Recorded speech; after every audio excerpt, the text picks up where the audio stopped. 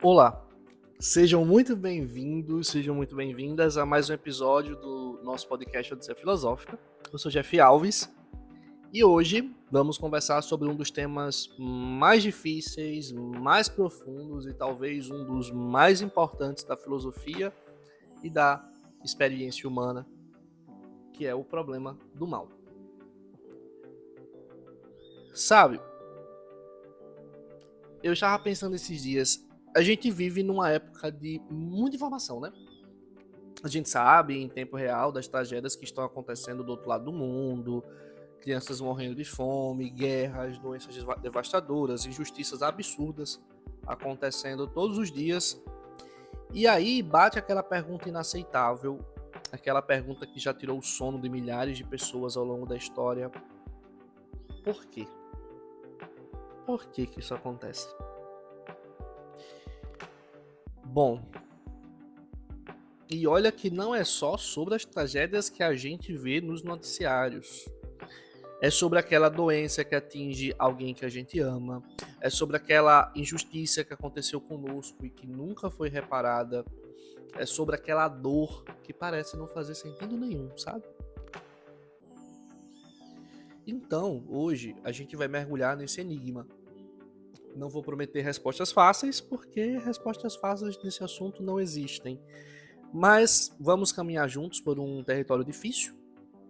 Vamos olhar o que é que os grandes filósofos e os grandes pensadores disseram sobre isso e talvez, só talvez, a gente consiga encontrar não a resposta, mas alguns caminhos de sentido diante desse mistério. Então, pega teu café, teu chá, encontra um lugar confortável e vem comigo nessa jornada de hoje. Vamos conversar sobre o mal, sobre o sofrimento, sobre Deus, sobre nós mesmos e vamos fazer isso com profundidade, mas sem perder a leveza de uma boa conversa. Vamos começar do começo. E o começo é simples. A dor existe. O sofrimento é real. E olha, isso não é uma filosofia abstrata. Isso é experiência humana concreta. Isso é fato. Pensa comigo. Uma mãe que perde um filho num acidente de trânsito, um cara trabalhador, honesto, que do nada descobre um câncer terminal, uma criança que nasce com uma doença degenerativa, aquele tsunami que mata milhares de pessoas em questão de minutos, o terremoto, a seca que devasta de comunidades inteiras. E aí a gente se pergunta, qual o sentido disso tudo? Onde está a justiça? Onde está a ordem? Onde está Deus? E quando a gente faz essa pergunta específica, onde está Deus? Que entra o que a filosofia chama de problema do mal, ou problema da teodiceia. Olha que interessante, a expressão teodiceia vem do grego theos, Deus, e de que é justiça. Ou seja, literalmente é a justiça de Deus. Bom, a pergunta básica sobre o problema do mal é bem direta. Deus existe. Deus é bom, Deus é todo-poderoso, Deus sabe de tudo. Se Deus existe e é bom, todo-poderoso, sabe de tudo, por que o mal existe? Para pensar um pouquinho nessa pergunta. Se Deus existe e é bom, onipotente e onisciente, por que o mal existe? É um quebra-cabeça que não se fecha. Se Deus é bom, ele deveria querer acabar com o mal, correto? Se ele é todo-poderoso, ele deveria poder acabar com o mal, não é? E se ele sabe tudo, ele deveria saber que o mal existe. Por que o mal continua existindo, então?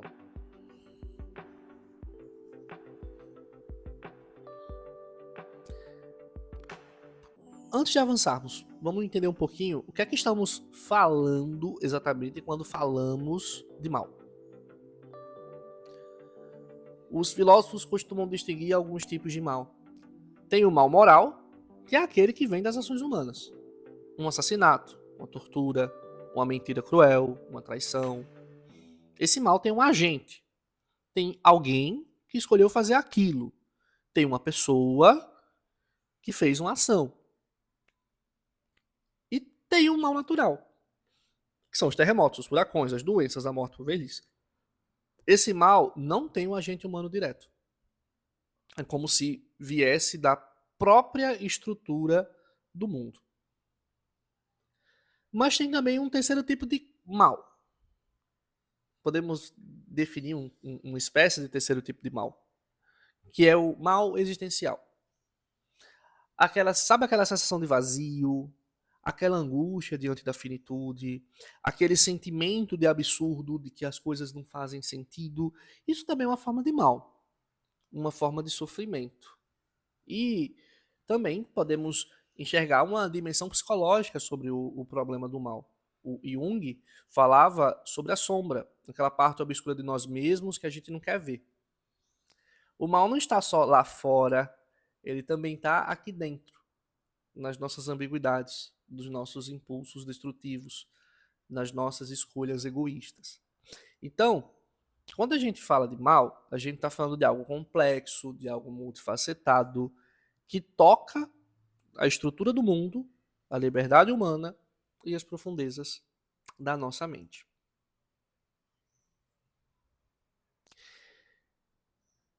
Voltando para o problema do mal,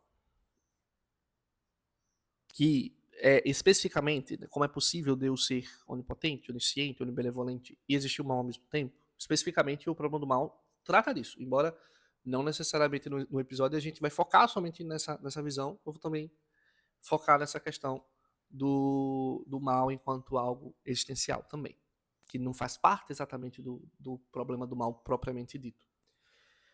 Bom, focando no problema do mal, essa pergunta sobre o mal e Deus não é nova. Ela é muito antiga. Lá no século III a.C., um filósofo grego chamado Epicuro já tinha formulado esse problema de um jeito bem direto. Ele perguntava mais ou menos assim: se Deus quer impedir o mal e não pode, então ele não é onipotente. Se ele pode impedir o mal, mas não quer, então ele não é benevolente. Se ele pode e quer, então de onde vem o mal? Se ele não pode e não quer acabar com o mal, então por que chamá-lo de Deus? É até curioso, porque o Epicúrio recebeu a autoria desse argumento, né, do chamado paradoxo de Epicuro, mas possivelmente não foi ele que fez, não. A gente botou o nome dele no paradoxo, mas não necessariamente, né, não tem, não foi ele que fez. Então, vamos repetir. Se Deus quer impedir o mal e não pode impedir o mal, então ele não é onipotente. Se ele pode impedir o mal e não quer impedi-lo, então ele não é benevolente. Se ele pode impedir o mal e quer impedir o mal, então por que o mal existe? E se ele não pode impedir o mal e não quer impedir o mal, por que a gente chama ele de Deus? Olha a força desse raciocínio. É como se fosse um beco sem saída lógico. Parece que qualquer resposta que você dê, você acaba negando alguma das características essenciais que atribuímos a Deus. Agora, na filosofia contemporânea, esse problema foi evoluindo com a história, tá? E se dividiu basicamente em dois tipos de argumento. Vou explicar cada um deles de um jeito muito simples, muito didático, tá? Vou simplificar o máximo que eu puder esses argumentos para que a gente possa se fazer entender pelo menos noções básicas sobre a questão do problema do mal. Primeiro, tem o argumento lógico ou dedutivo. Esse argumento é mais radical. Ele diz que é logicamente impossível Deus e o mal existirem ao mesmo tempo. É impossível Deus existir ao mesmo tempo que o mal. É tipo dizer círculo quadrado.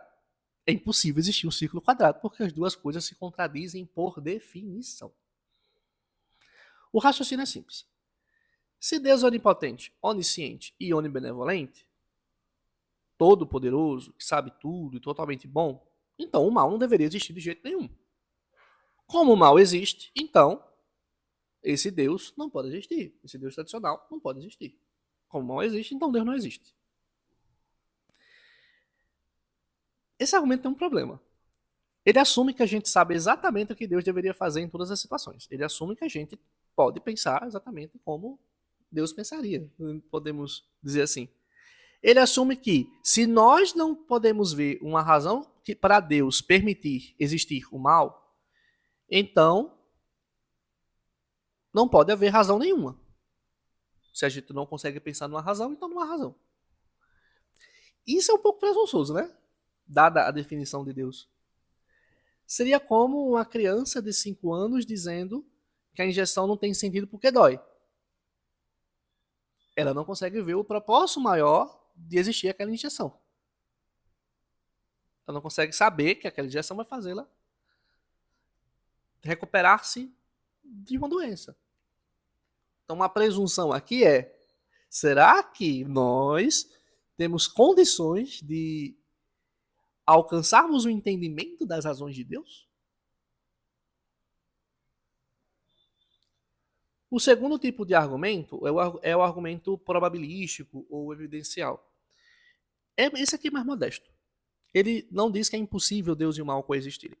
Ele diz que a quantidade e o tipo de mal que existe tornam a existência de Deus muitíssimo improvável. Então, se o mal existe, é improvável, muito improvável, que Deus exista. É tipo assim, imagine que você tem um amigo que diz que é extremamente rico. Mas todas as vezes que vocês saem, ele pede dinheiro emprestado, usa roupas velhas, não tem carro, mora numa kitnet.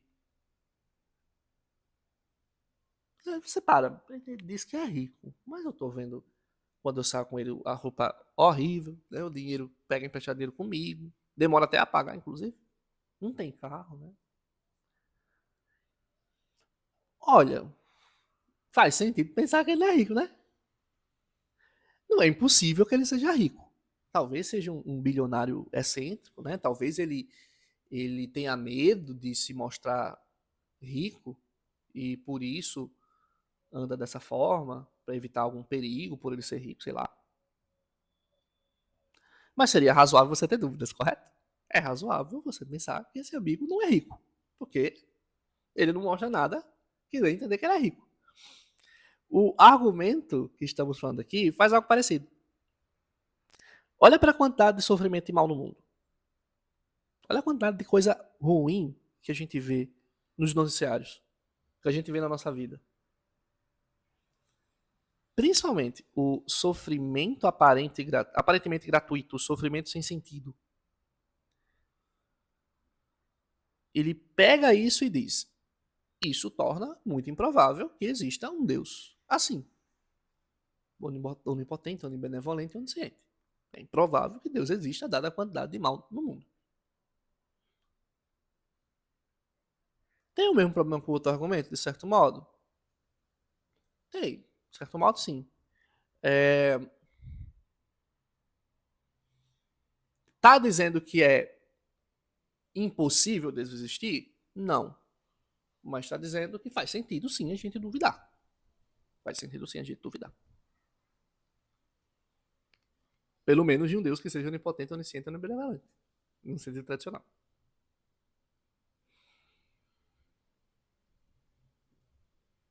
Tem distinções que também são feitas sobre o problema do mal, que mostra que o problema do mal opera em dois níveis diferentes.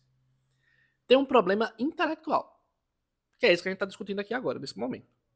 Como explicar racionalmente a coexistência de Deus e do mal?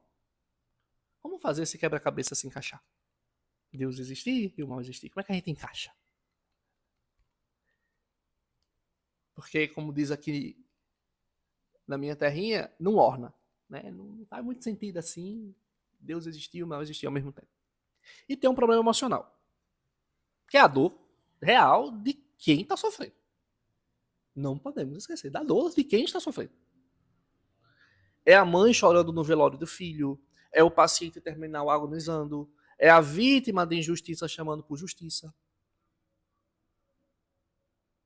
Existe a dor real de quem está sofrendo.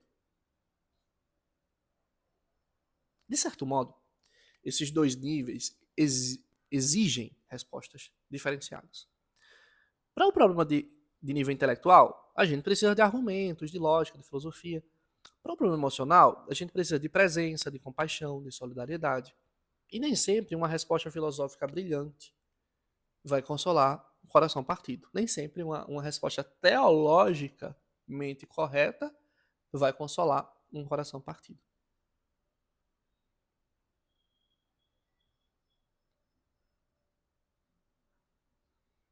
É como o personagem do Dostoiévski em Os Irmãos Karamazov, que diz que mesmo que todas as teodiceias do mundo fossem verdadeiras, mesmo que houvesse uma explicação perfeita para o mal existir, ele ainda recusaria um paraíso construído sobre a lágrima de uma única criança inocente.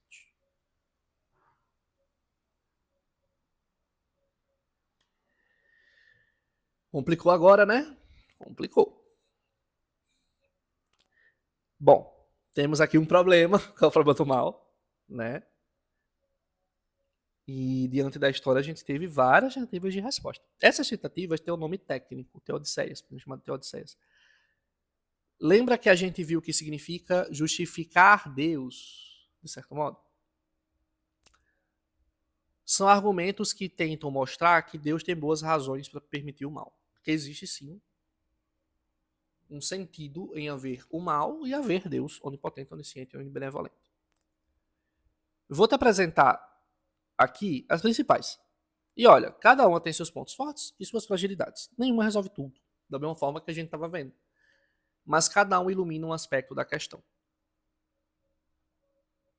Vamos começar lá 1.600 anos atrás.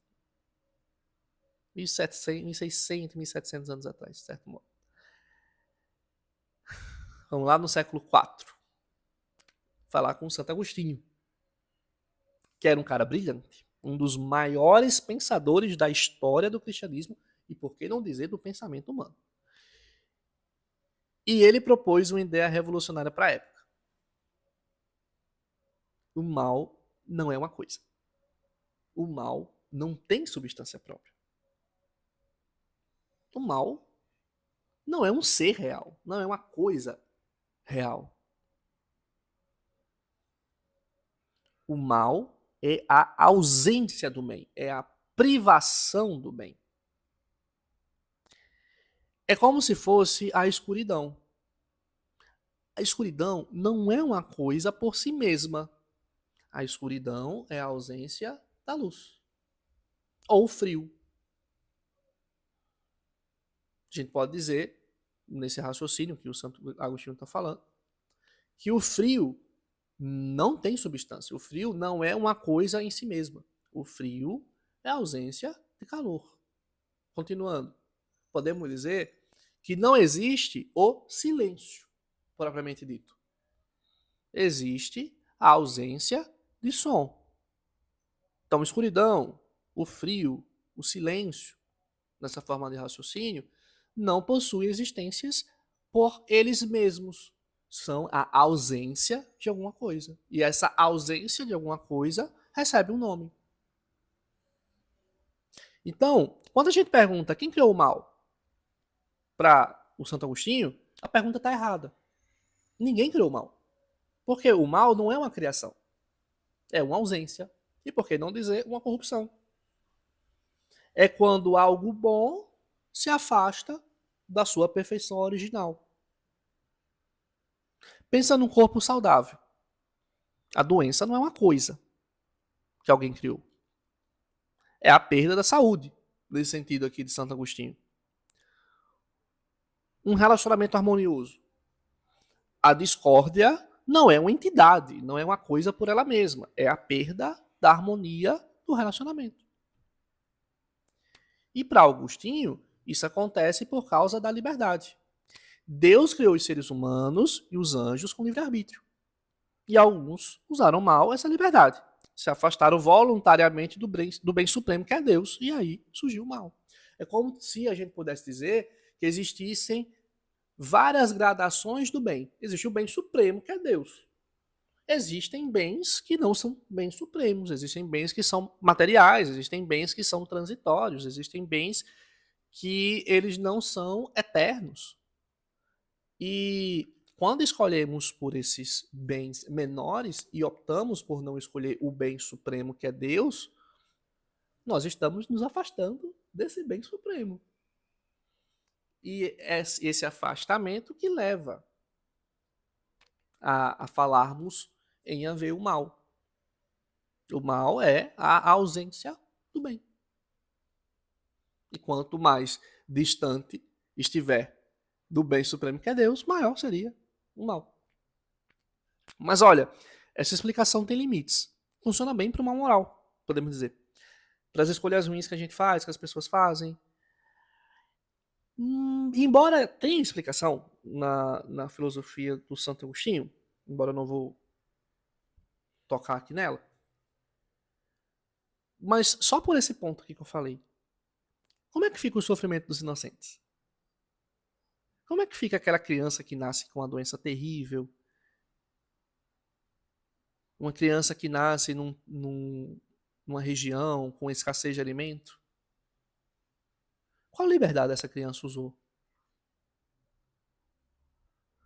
Qual liberdade esse inocente usou para esse mal existir? Onde está o afastamento do bem disso, dessa pessoa?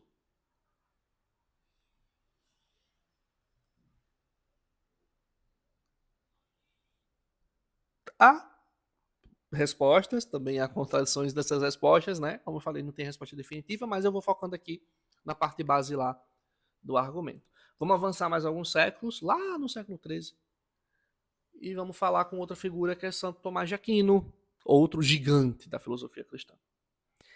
E ele vai desenvolver uma ideia que é ao mesmo tempo fascinante e controversa, de certo modo. Para Santo Tomás, o mal individual pode contribuir para o bem do todo. É tipo uma sinfonia. Tem notas isoladas que parecem que são dissonantes, mas que são necessárias para a harmonia do conjunto. Aquela nota que ela existindo por ela mesma é horrível, mas quando você a coloca num contexto de uma sinfonia, ela se torna agradável. Ou tipo uma pintura que tem cores escuras, cores sombrias, mas elas dão profundidade e beleza à obra como um todo. Pensa assim, você já viu aqueles livros de fotografia que mostram a natureza em detalhes? Tem uma foto que é só um pedaço de casca da árvore e parece meio feio, meio caótico. Mas aí você vê a foto da floresta inteira ao amanhecer, com aquela luz dourada, e é incrível. Aquela casca feinha, que seria horrível olhar por ela mesma, faz parte da beleza do todo.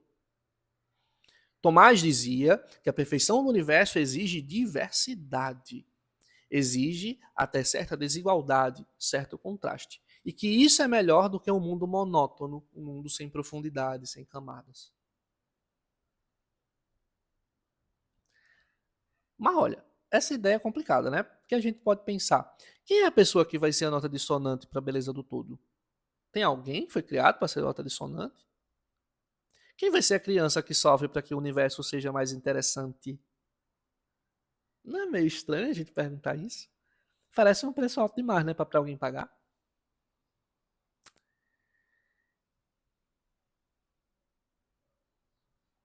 Novamente, as críticas possuem respostas, essas respostas também possuem críticas, a gente está falando de uma questão bem complicada, estou focando na parte basilar dos argumentos. Aí a gente vai andar mais um pouquinho, século XVII. Leibniz, matemático, filósofo, um gênio universal.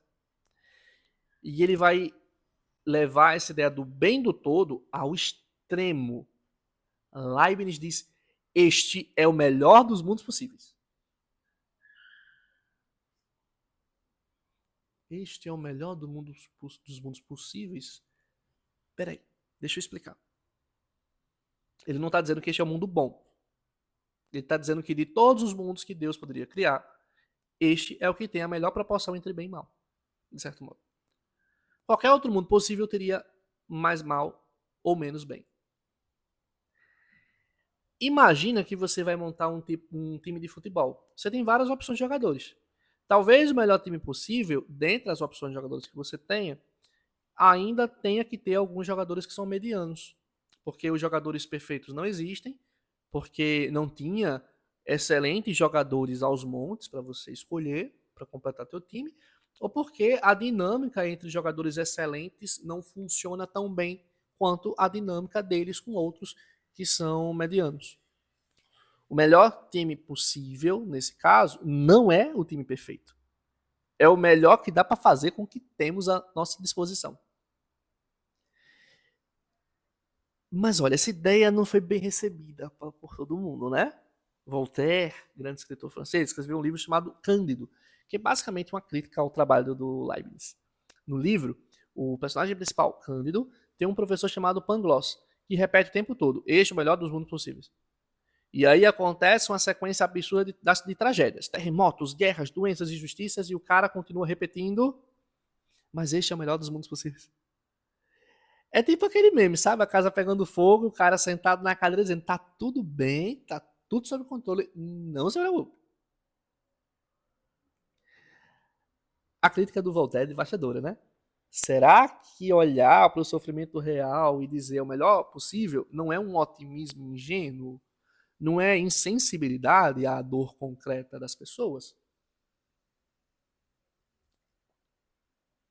Mas talvez até a mais conhecida, mais popular, seja aquela que envolve o livre-arbítrio mesmo. E olha, tem razão por ela ser popular. Ela tem uma força intuitiva muito grande. A ideia, como a gente já discutiu, é simples. Deus criou os seres humanos livres e essa liberdade é algo de imenso valor. É o que nos torna humanos, é o que torna possível o amor genuíno, a bondade autêntica, a virtude real. Pensa assim, o que é que vale mais? Um robô programado para sempre dizer te amo ou uma pessoa livre que escolhe te amar? Por opção, escolhe te amar. Um filho obrigado sempre a obedecer ou um filho que decide fazer o bem? A liberdade é preciosa, mas liberdade verdadeira significa a possibilidade real de escolher o mal. Se a gente só pudesse escolher o bem, não seríamos verdadeiramente livres. Seríamos autômatos, seríamos máquinas programadas. Então, Deus não cria o mal, ele cria a possibilidade do mal ao criar a liberdade. Mas é o ser humano que, usando o mal sua liberdade, atualiza o mal, traz o mal à existência. Mas peraí. Essa teodiceia tem um problema óbvio. Explica o mal moral, as escolhas ruins que a gente faz, mas não explica o mal natural. A gente viu, né, quando estava falando de Santo Agostinho. O tsunami que mata milhares não é resultado de uma ação humana direta. O câncer com a criança de 3 anos não necessariamente é o livre-arbítrio da criança que agiu para que ela tivesse aquele câncer terminal. Como é que fica isso tudo? E aqui entra Alvin Plantinga, um dos maiores filósofos da religião do século passado.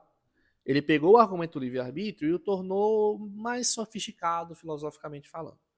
Plantinga fez o seguinte: ele não tentou provar que Deus tem boas razões para permitir o mal. Ele só tentou mostrar que não há contradição lógica entre Deus e o mal. Ele argumentou: é possível que Deus, ao criar seres livres, não pudesse garantir que eles sempre escolheriam o bem. É possível que em todo mundo possível, ou melhor, é possível que em todo mundo possível com criaturas livres, pelo menos algumas delas às vezes escolheriam o mal. Vou repetir. É possível que Deus, ao criar seres livres, não pudesse garantir que eles sempre escolheriam o bem. É possível que em todo mundo possível com criaturas livres, pelo menos algumas delas às vezes escolheriam o mal. É tipo assim, é possível que a única maneira de ter o mundo com amor genuíno, com bondade autêntica, seja correndo o risco real de existir o ódio e a maldade. E Deus decidiu que valia a pena. Mas aí, mesmo com toda a sofisticação dele, ainda fica o problema do mal natural, né? Fica aparecendo esse problema ali. E tem outra questão. Será que Deus não poderia ter criado pessoas que livremente sempre escolheriam bem? E que isso não seria exatamente um automatismo? Será mesmo que o mal era inevitável? Novamente, tem problemas, tem respostas a esses problemas, tem respostas a esses problemas, mas a intenção aqui é a gente focar na parte basilar da coisa. Tem ainda uma teodiceia que sempre me chamou a atenção, que é a ideia do mal como pedagógico, como oportunidade de aprendizado, oportunidade de crescimento. A ideia é que certos males são necessários para o desenvolvimento de certas virtudes. Você não pode ter coragem sem perigo. Você não pode ter paciência sem provação. Você não pode ter compaixão sem ter presenciado o sofrimento. É tipo musculação, sabe? O músculo só cresce quando você o coloca sob estresse, sob resistência, várias e várias vezes. Se tudo fosse sempre fácil e confortável, você nunca desenvolveria a força que você gostaria de ter. Né? Você nunca desenvolveria aquele corpo trincado que você gostaria de ter. John Hick, outro filósofo importante, desenvolveu o que ele chama de teodiceia da alma em formação. A ideia de que este mundo é como se fosse uma escola espiritual. Deus não nos criou já prontos, perfeitos. Ele nos criou com potencial para nos tornarmos perfeitos. E o sofrimento faz parte desse processo de formação. Mas olha, essa teodiceia tem problemas sérios. Primeiro, como explicar o sofrimento de crianças que morrem antes de poder aprender qualquer coisa? Qual lição a criança de 2 anos que morre de leucemia está aprendendo? E tem um perigo moral aqui. A gente pode cair na armadilha de justificar a dor dos outros. Ah, essa pessoa está sofrendo porque está aprendendo uma lição. Essa pessoa está sofrendo porque está passando por uma prova, que está passando por expiação. Essa pessoa está sofrendo por conta das suas vidas passadas. Isso pode levar a uma terrível insensibilidade moral. Uma aceitação passiva da injustiça. Tem ainda 2 respostas que são mais teológicas que eu quero mencionar rapidamente. A resposta escatológica diz, no fim, no mundo vindouro, tudo vai fazer sentido. Haverá justiça, haverá recompensa, as obscuridades serão esclarecidas. É tipo dizer, espera até o fim da nossa história que você vai entender. O problema, isso não ajuda a pessoa que está sofrendo agora. Vai fazer sentido depois? Não alivia a dor presente.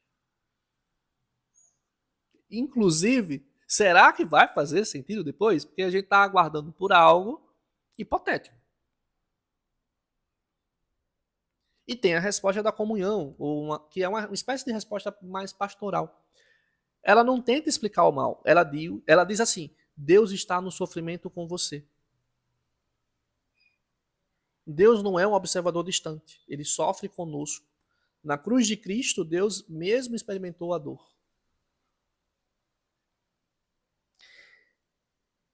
C.S. Lewis, escritor e apologista cristão, dizia: Deus sussurra em nossos prazeres, fala em nossa consciência, mas grita em nossas dores. O sofrimento é o megafone de Deus para despertar um mundo surdo. É uma imagem bonita, mas, de novo, é mais um consolo do que uma explicação filosófica. Agora, eu vou falar um pouco sobre como a perspectiva cristã mais ortodoxa, mais tradicional, lida com esse problema. Porque ela tem algumas particularidades importantes. Primeiro, tem a questão da soberania divina. Na visão cristã tradicional, Deus não é pego de surpresa pelo mal. Ele permite o mal acontecer, mas dentro de seus propósitos.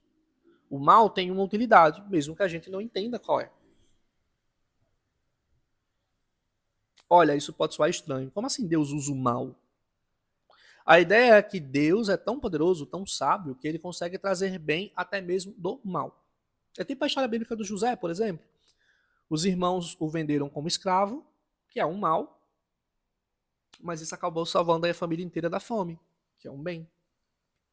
Mas atenção, dizer que Deus permitiu o mal não é dizer que Deus cria o mal. Na teologia cristã, Deus decreta, de certo modo, que o mal exista no sentido de permitir, mas não é o autor direto do mal. É uma distinção sutil, mas importante. O mal tem um papel no plano divino, mas não é criado por Deus. Aqui também tem um outro ponto crucial, algo que muita gente não gosta de ouvir, mas que é central na tradição cristã. A origem última do mal é um mistério insondável. É um mistério. Não tem como entender completamente. E olha, isso não é obscurantismo, tá? Não é tapar o sol com a peneira, porque a gente está reconhecendo os limites da nossa razão humana.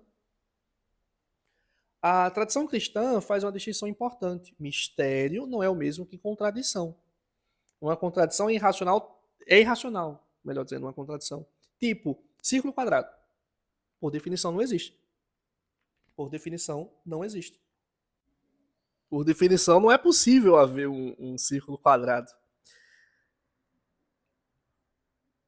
O mistério é suprarracional. Está além da nossa capacidade de compreensão total, mas não contra a razão. É tipo uma criança tentando entender cálculo integral. Não é que o cálculo seja irracional, é que está além da capacidade cognitiva da criança naquele momento. Então, não é possível ao homem, com a sua razão, entender tudo sobre todas as coisas que existem, ainda mais entender Deus, o que Deus pensa. Está além da nossa capacidade de compreensão. A perspectiva cristã abraça um certo ceticismo epistemológico sobre o mal. Nem toda curiosidade será satisfeita, nem toda pergunta terá resposta clara. E tudo bem, faz parte da condição humana ter conhecimento limitado. Mas ao mesmo tempo, a tradição cristã é super enfática numa coisa: nós somos responsáveis pelo mal moral. As ações malignas são nossas livres escolhas.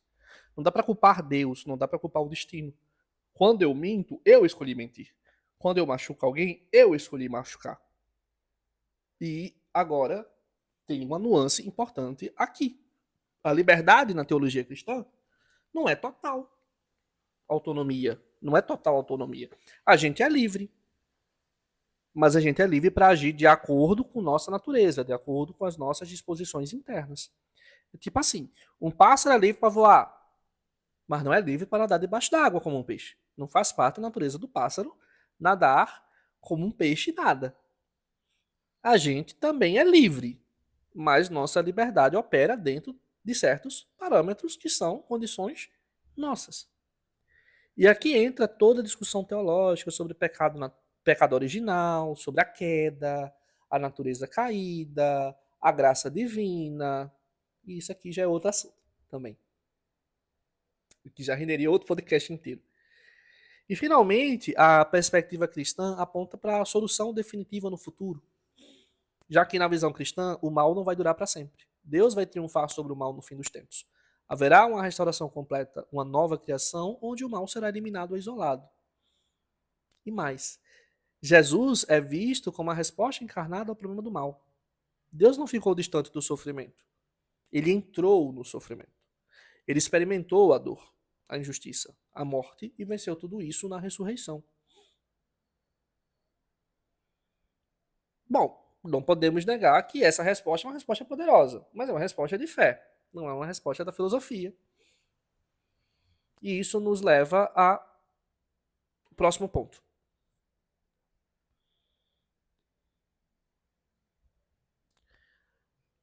Na filosofia mais recente, um cara chamado William Howe, creio que é assim que se pronuncia, formulou o que talvez seja a versão mais forte do problema do mal, que é a ideia do mal gratuito, ou mal aparentemente sem propósito. Como é isso? Ele conta um exemplo real. Imagine um cervo preso num incêndio florestal. Está agonizando por dias antes de morrer. Nenhum ser humano está vendo aquele cervo agonizando por dias. Ninguém vai aprender nada com esse cervo agonizando. O cervo simplesmente sofre terrivelmente por dias e morre.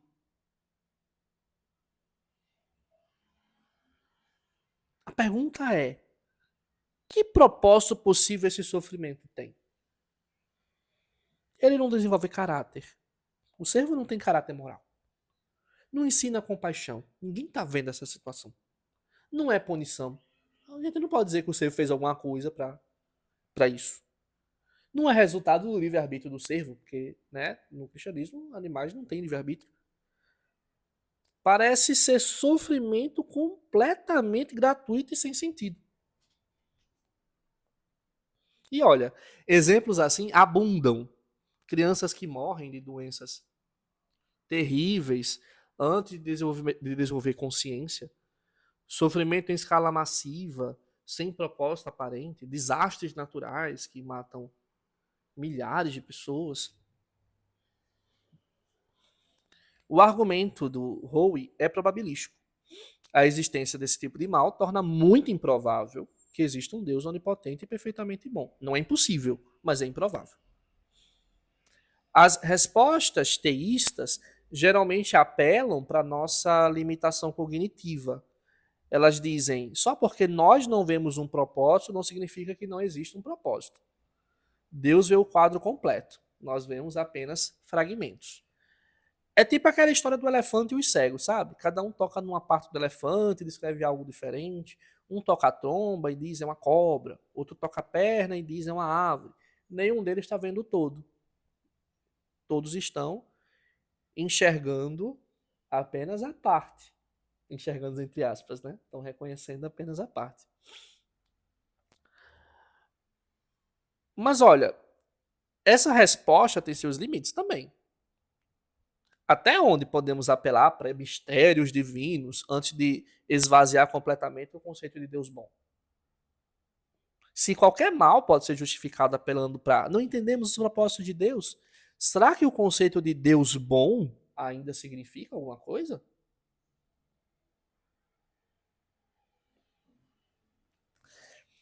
Agora, fora do debate teísta, né, fora inclusive do debate do problema do mal, mas que agrega para o que estamos conversando aqui, tem perspectivas filosóficas que lidam com o mal de formas bem diferentes. E aqui eu quero falar um pouquinho dos existencialistas. Kierkegaard, lá no século XIX, falava do mal como escândalo, algo que a razão não consegue domesticar. Para ele, a fé cristã exige um salto. Você não chega nela por dedução lógica. É uma decisão existencial diante do absurdo. Dostoiévski, que eu já mencionei, é ainda mais radical. O personagem Ivan diz que mesmo que Deus exista e tenha boas razões, ele recusa o mundo em que mal exista.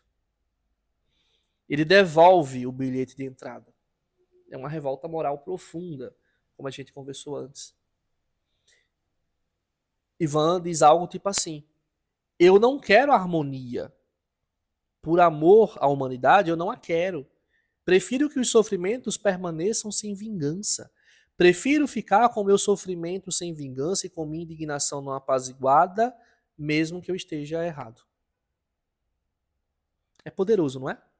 É quase como dizer, eu não quero suas explicações, eu não quero sua teodiceia. A dor é inaceitável, ponto final. E aí vem Albert Camus, no século XX, com o conceito de absurdo. Para Camus, o universo é silencioso, indiferente ao nosso sofrimento. Não há sentido objetivo, não há propósito cósmico. O absurdo surge do choque entre nosso desejo humano por sentido e a indiferença do universo. É como gritar numa montanha e não ouvir nem eco, só silêncio. Mas olha que interessante, Camus não é um filósofo do desespero, ele é um filósofo da revolta. A resposta ao absurdo não é o suicídio. É viver plenamente mesmo sem sentido garantido. É criar o próprio sentido. É como o Sísifo empurrando a pedra montanha acima eternamente, mas escolhendo fazer isso com dignidade, escolhendo um sentido, um propósito para isso com dignidade. Então você vê, essas perspectivas não tentam resolver o problema do mal, né? Não tentam dizer, Deus é bom e o mal existe por isso. Não. Elas tentam viver com o mal de forma autêntica. Viver apesar de haver o mal no mundo. E agora, eu quero trazer uma perspectiva que mudou completamente a nossa compreensão do mal no século passado. Hannah Arendt e o conceito de banalidade do mal. Arendt foi uma filósofa judia que fugiu do nazismo. Nos anos 60, ela cobriu o julgamento de Adolf Eichmann, um dos principais organizadores do Holocausto em Jerusalém. E sabe o que ela descobriu? Eichmann não era um monstro sádico. Não era um demônio. Ainda que tenha mandado vários judeus para os campos de concentração, ainda que ele tenha feito esse encaminhamento, ele era banal. Ele era medíocre. Ele era um burocrata cumprindo ordens. Ele nunca parou para pensar no que estava fazendo. Ele nunca parou para pensar onde o que ele estava fazendo ia chegar. Ele só estava cumprindo ordens dos superiores dele. Ele estava sendo muito bom no trabalho que a ele foi atribuído. Ele não estava pensando as consequências do trabalho a ele atribuído. Ele não estava pensando que aquilo que ele estava fazendo estava matando milhares de pessoas. Ele apenas estava fazendo o que estava sendo atribuído para fazer. Ele era um burocrata cumpridor de ordens que nunca parou para pensar no que estava fazendo. E essa foi a sacada de Arendt. O mal não precisa de motivações diabólicas. O mal pode surgir simplesmente da ausência de pensamento, da falta de reflexão, da incapacidade de se colocar no lugar do outro. É tipo aquele funcionário que processa a papelada de deportação sem pensar nas famílias que estão sendo separadas. Ou aquele executivo que corta custos de segurança sem pensar nos trabalhadores que vão morrer. Ou aquele cidadão comum que compartilha fake news sem pensar nas consequências disso. O perigo não está nos grandes malvados, está na indiferença moral, está na burocratização do sofrimento, na capacidade humana de desligar a empatia e virar apenas uma engrenagem num sistema maior. E olha, que responsabilidade isso coloca em cada um de nós, né? O mal não é algo lá fora. Ele pode estar aqui, na nossa passividade, na nossa falta de pensamento crítico, na nossa falta de reflexão, na nossa recusa de enxergar o outro como humano.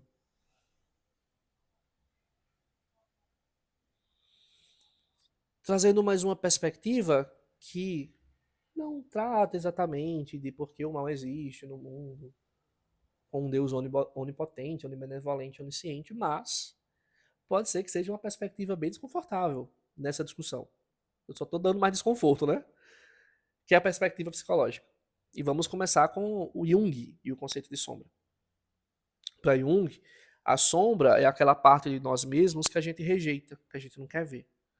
São nossos impulsos destrutivos, nossos pensamentos egoístas, nossos desejos obscuros. É tudo aquilo que não se encaixa na imagem que a gente quer ter de si mesmo. E aqui está o pulo do gato. Quanto mais a gente nega a sombra, mais poder a sombra tem sobre nós. É tipo aquele ditado: o que você resiste, persiste. Sabe aquela pessoa que se acha super virtuosa, super moralista e que está sempre apontando o dedo para os outros? Muitas vezes o que ela mais condena nos outros é exatamente o que ela não consegue aceitar em si mesma. É projeção psicológica. Jung dizia que negar o mal dentro de nós é o primeiro passo para repetir. Negar o mal dentro de nós é o primeiro passo para repeti-lo. Se eu não reconheço que sou capaz de mentir, de machucar, de ser egoísta, se eu me vejo como alguém sempre bom, né? Se eu me vejo como uma pessoa boa, né? Uma pessoa de bons costumes, eu perco a vigilância. Eu me torno perigoso.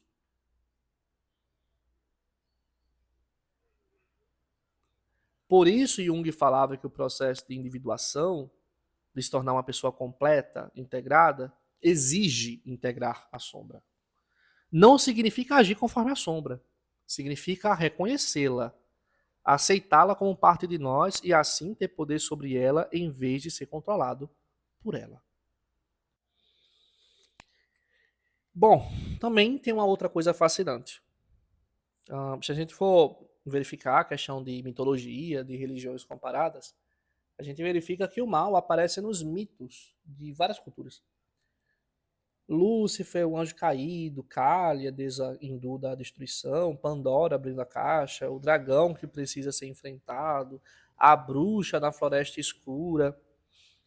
Esses não são apenas personagens, são símbolos.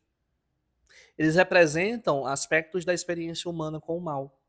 O mal como tentação, como destruição necessária, como curiosidade perigosa, como desafio a ser enfrentado, como teste iniciático. E olha que interessante. Nesses mitos, muitas vezes o mal tem uma função pedagógica mesmo.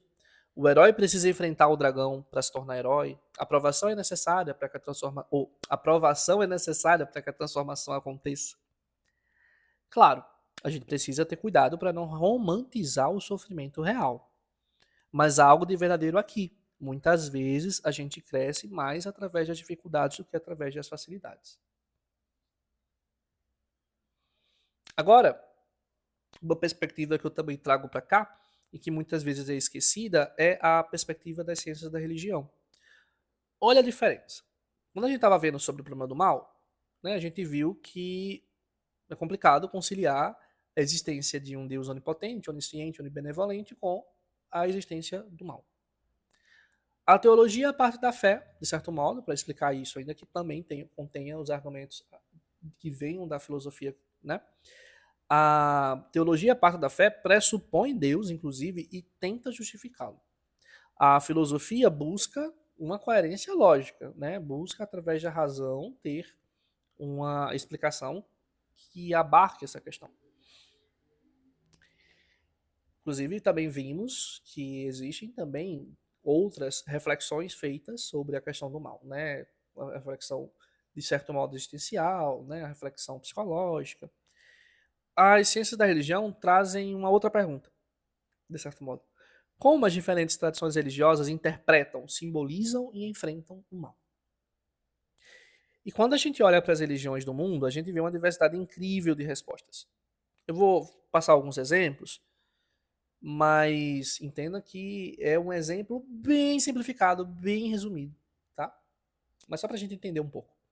No cristianismo, o mal é a ruptura da comunhão com Deus, mas há a promessa de redenção através do Cristo. No hinduísmo, o mal é o resultado do karma, consequência de ações passadas e parte do ciclo de purificação da alma.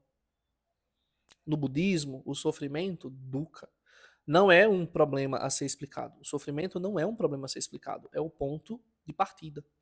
A primeira nobre verdade do budismo é: a vida é sofrimento. E, a partir daí, se constrói o caminho do despertar e da iluminação. No islamismo, o mal é prova, fitna. O mal é teste da fé, é a oportunidade de demonstrar submissão a Allah. Nas tradições africanas e nas tradições indígenas, bem resumidamente, o mal é frequentemente visto como um desequilíbrio, como uma desarmonia nas relações entre humanos, a natureza e as divindades de um modo geral. E a cura vem da restauração desse equilíbrio. E tem algo que aparece em quase todas essas tradições, o mal como um eixo narrativo. Mircea Eliade, grande estudioso das religiões, mostrou como os mitos de criação quase sempre incluem uma queda, uma ruptura original. E os rituais religiosos frequentemente reatualizam essa história. O tempo do caos e o tempo da ordem, a queda e a redenção. Então, para o Eliade, sempre há um mito de queda. E os rituais religiosos, podemos até dizer assim, os rituais, sejam feitos nas religiões, nas tradições iniciáticas, enfim, eles sempre vão reatualizar essa história, demonstrando a existência do tempo do caos e o tempo da ordem, a existência da queda e da redenção. Paul Ricoeur, que é um filósofo francês, dizia: o mal é um enigma que exige interpretação. Não é só uma falha moral, não é só uma questão de escolha. É um mistério que demanda símbolos, que demanda narrativas, que demanda rituais para ser melhor compreendido. Então, olha que interessante. Onde a filosofia pergunta por quê, a religião pergunta para quê. A filosofia busca causas, busca um entendimento lógico. A religião busca sentido.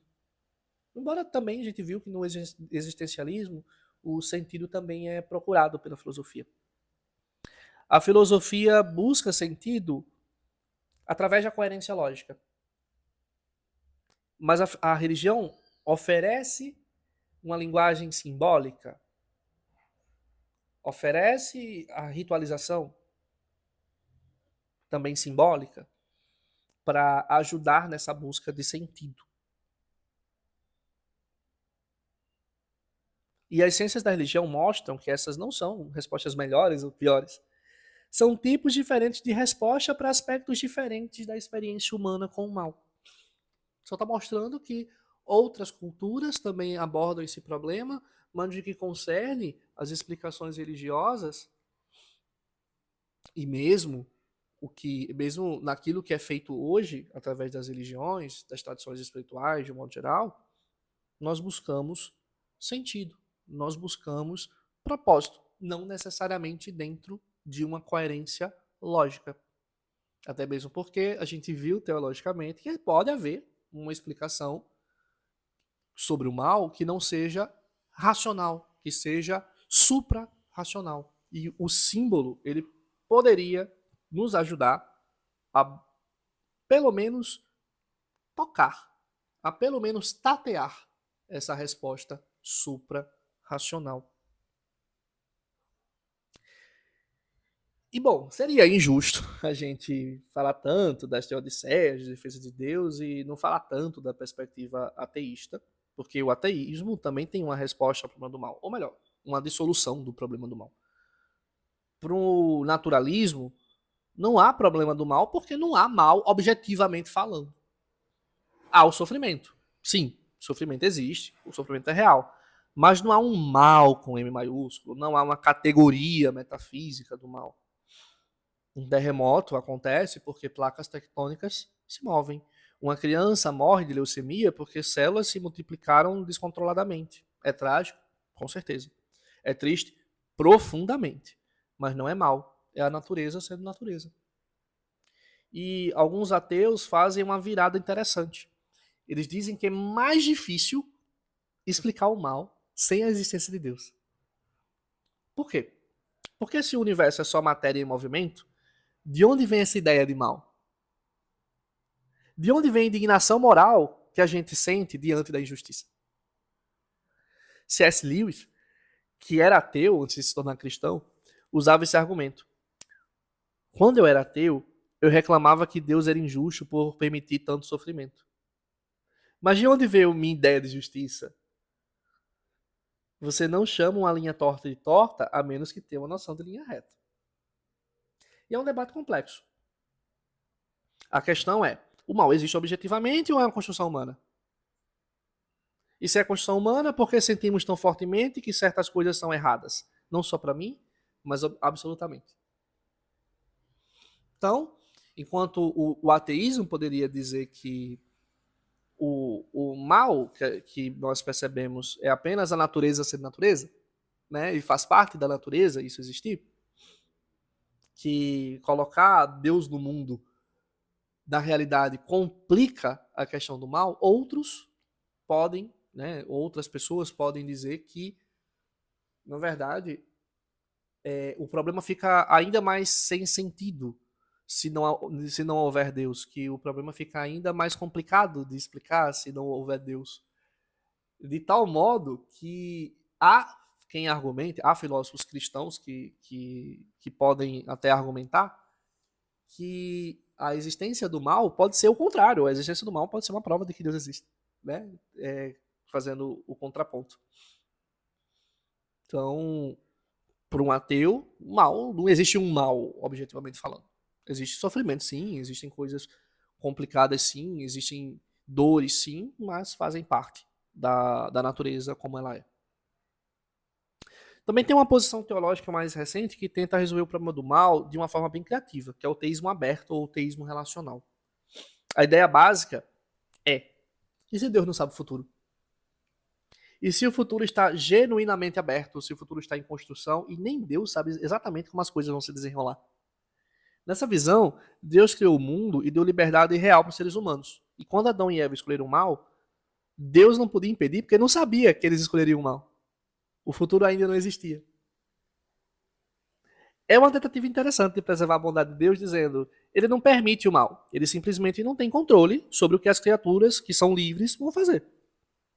Mas olha, isso tem um custo alto, porque rebaixa drasticamente a soberania e o conhecimento de Deus. Podemos dizer que esse Deus não é um Deus onisciente. E para a tradição cristã mais ortodoxa, isso é inaceitável. Um Deus que não sabe o futuro não é o Deus da Bíblia. Do outro lado do espectro, tem posições ultradeterministas que dizem: Deus decretou tudo, inclusive o mal.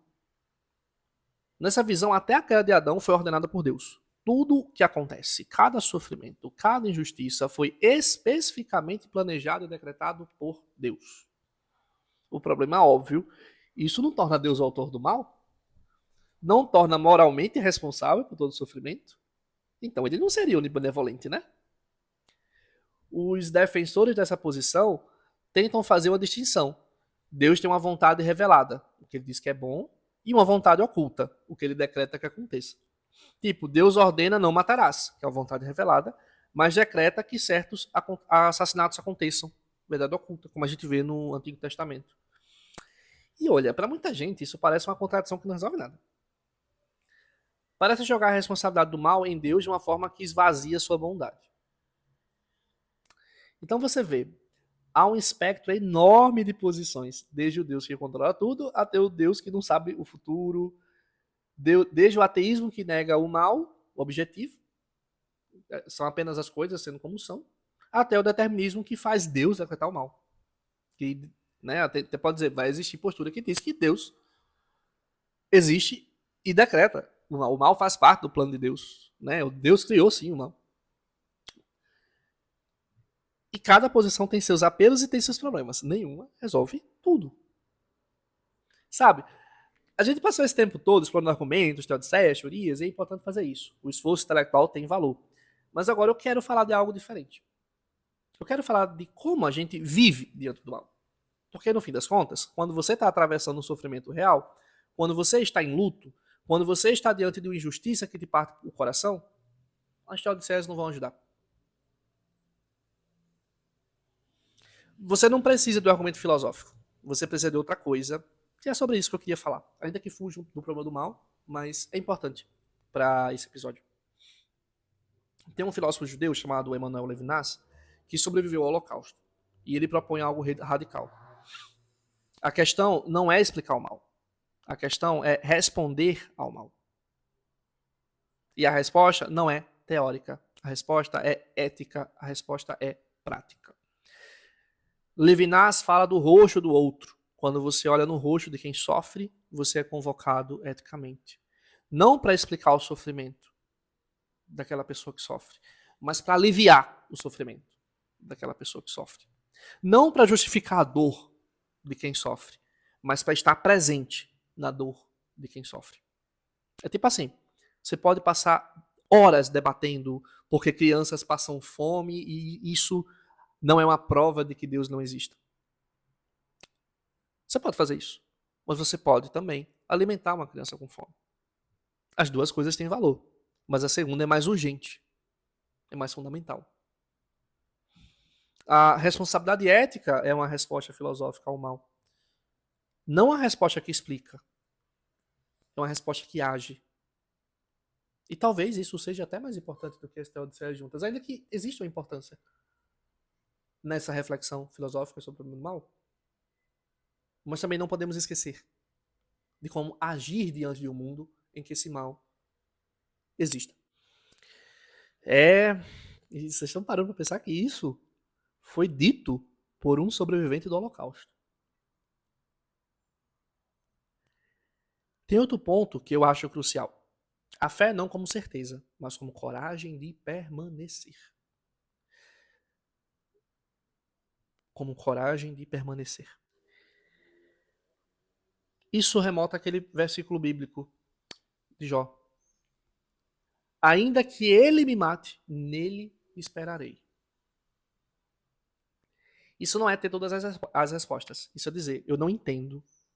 Não entendo. Eu estou sofrendo. Mas eu escolho permanecer. Eu escolho confiar. Eu escolho ter fé. É tipo um relacionamento profundo. Quando você ama alguém de verdade, você não abandona a pessoa só porque passa por um período difícil que você não entende completamente. Quando você ama alguém de verdade, se quem você ama está passando por um problema muito difícil, que talvez você não saiba explicar exatamente o porquê esse problema está acontecendo, você não se afasta da pessoa. Também não deveria, né? Você permanece junto da pessoa. Você confia que há algo maior ali, mesmo sem ver tudo claramente. E olha, isso não é fuga da razão. É reconhecer que há dimensões da experiência humana, como o amor, a fé e a esperança, que transcendem um puramento racional sem nos tornar irracionais. E tem a importância do silêncio. O silêncio. Quando alguém está sofrendo profundamente, muitas vezes a melhor resposta não é falar. É estar presente em silêncio. É estar presente, sentar ao lado, é segurar a mão, é chorar junto. No livro de Jó, ele perde tudo.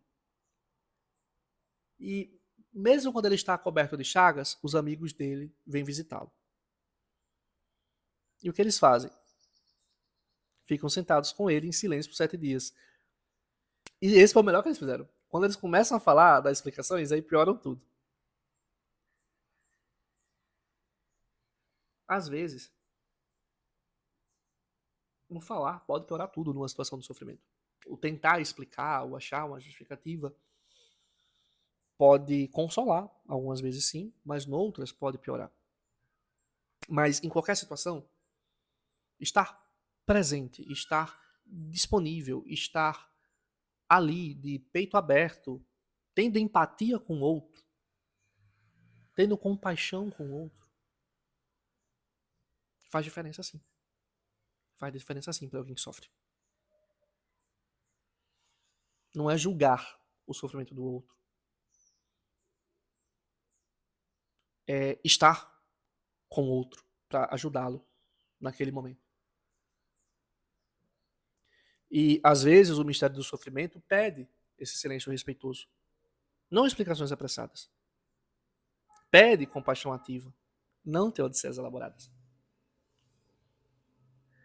Quando você vê alguém sofrendo, é como se uma coisa excelente a se dizer seria: eu posso não entender o porquê você está sofrendo, mas eu estou aqui junto a você.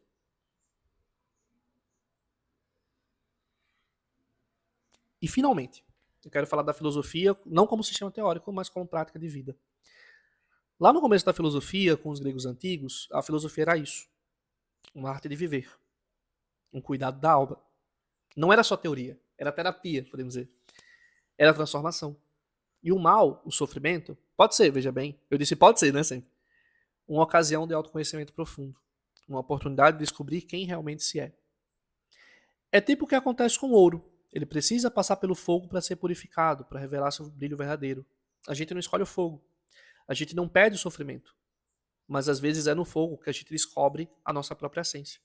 E olha, preciso ter cuidado aqui. Eu não estou romantizando o sofrimento. Eu não estou dizendo que todo sofrimento tem um lado bom. Tem sofrimento que é só destruição, que é só perda. Mas eu estou dizendo que a reflexão filosófica, o pensar profundo sobre a própria vida, sobre o sentido, sobre os valores, pode ser uma cura que não anestesia. Pode ser um pensar que não foge da dor, mas a atravessa.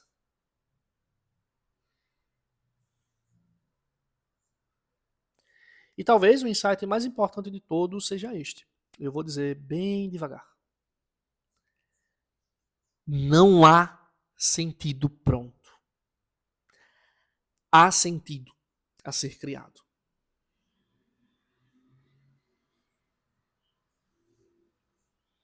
Viktor Frankl, psiquiatra que sobreviveu a Auschwitz, dizia que a gente não deve perguntar qual o sentido da vida. A vida é. A vida é quem pergunta. E nós é que precisamos responder. E respondemos não com palavras, mas com ações, com escolhas, com atitudes. Todos nós passamos por perdas terríveis. Podemos deixar que essa perda nos destrua, ou podemos escolher honrar quem perdemos, vivendo de uma forma que teria deixado essa pessoa orgulhosa. Você sofreu uma injustiça?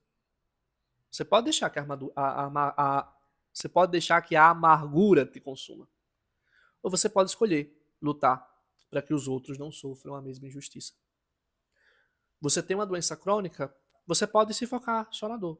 Ou você pode também buscar encontrar a beleza dos momentos, nos pequenos momentos de alívio, de conexão, de gratidão. Eu não estou minimizando a dor. Eu não estou dizendo que a dor é fácil. Eu estou dizendo que mesmo na dor mais profunda, existe um espaço, pequeno, mas real, de liberdade. A liberdade de escolher como você responde àquela dor profunda.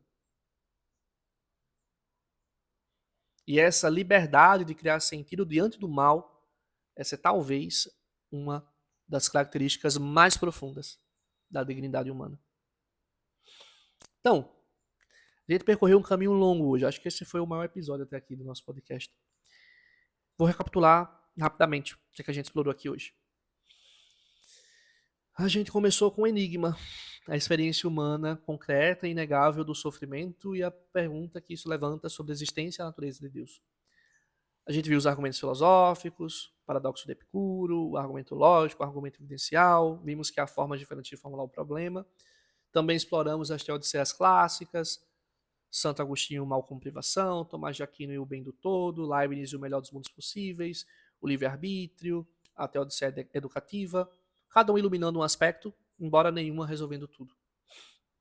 Vimos perspectivas contemporâneas, o mal gratuito do Howe, os existencialistas e o absurdo, a Arendt e a banalidade do mal. Respostas que mudam o próprio modo de fazer a pergunta, de certo modo. Exploramos as dimensões psicológicas e simbólicas, Jung e a sombra, os vários mitos sobre o mal, como as religiões simbolizam e enfrentam o sofrimento. Finalmente falamos de caminhos de sentido, a ética da responsabilidade, a espiritualidade da presença, a filosofia como cuidado, a criação de sentido. E aí você pode perguntar, tá, mas qual é a resposta? Depois de tudo isso, você resolveu o problema do mal? A gente tem uma resposta para o problema do mal? E a resposta sincera é não. Não resolvi o problema do mal, não resolvemos o problema do mal, ninguém resolveu o problema do mal e acho que ninguém vai resolver.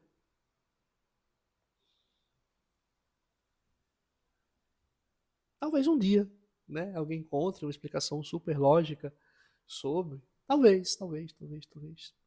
Saca? Mas não acho que seja tão fácil assim. Já é um problema que dura 1.600 anos, podemos dizer, e não há uma resposta definitiva. Tem aquela resposta que você vê que é a mais correta e que dentro daquela resposta você encontra nela contra-argumentos, as objeções. Tem, tá? Existe isso. Mas é como eu falei lá no começo, né? Como a gente diz daqui no Nordeste, né? No Rio Grande do Norte. Não orna, sabe? Tem uma coisa ali que tá faltando, tem uma coisa que você percebe que, se você for olhar direitinho assim, olhar com cuidado, tá faltando uma coisinha aqui. Esse aqui não tá. Tem uma falhinha aqui, né? Tem uma coisa aqui, um buraquinho aqui que não fechou. E sabe de uma coisa? Talvez o problema do mal não seja para ser resolvido, tá? Talvez seja para ser atravessado, vivido, enfrentado com coragem, com compaixão. É um exercício intelectual muito bom trabalharmos o problema do mal, inclusive, tá? Defendermos a posição dessas respostas que nós assumimos, né? Pra gente pode ter uma resposta. Nós podemos ter a nossa resposta, tá?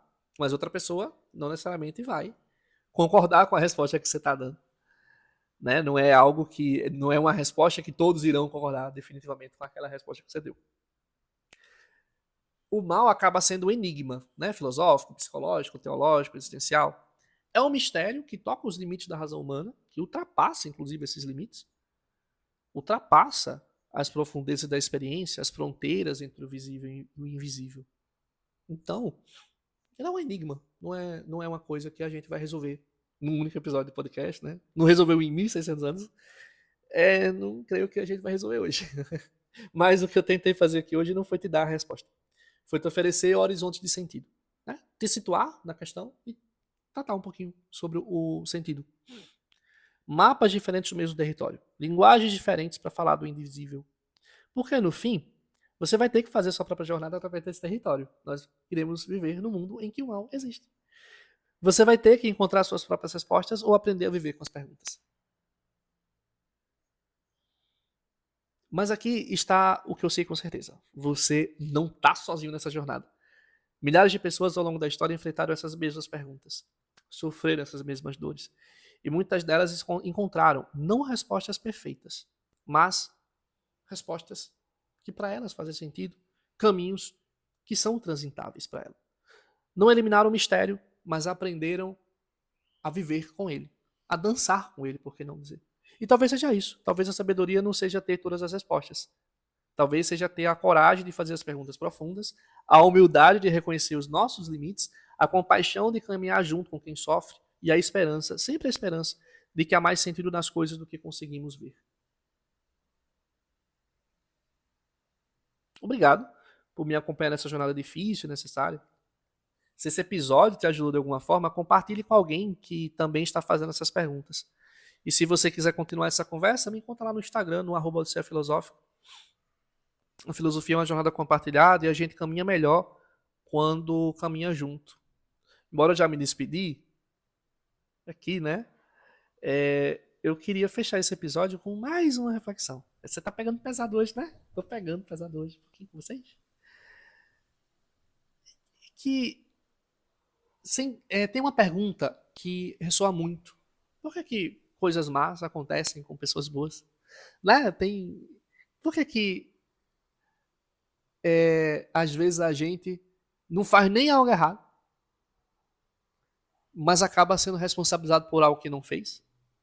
E tem gente que faz muita coisa errada e você não vê acontecer nada com ela. Pelo contrário, você crê que ela está super feliz. Tem essa pergunta que dói, né? Sabe?